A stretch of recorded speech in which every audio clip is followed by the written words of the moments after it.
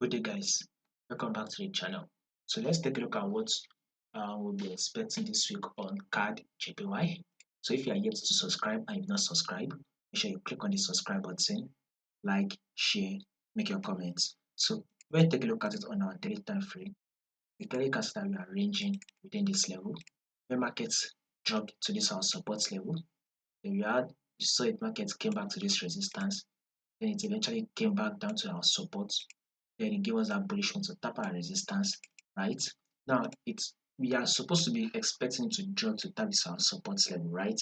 But when you zoom it in properly, you see that there is also a minor ranging market move. This is the major ranging market move. But when you zoom it in, you will see that there is a minor ranging market move. So we would have to follow that minor ranging market move.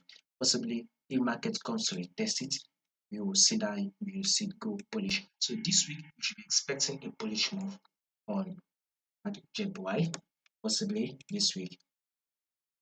Now, if there's possibility to drop to retest it, then we'll go bullish. If not, it will likely give us a little bit of a pullback, just a little bit of a pullback, and it will go bullish. So above all, our forecast for this week on CADJPY would be a bullish move.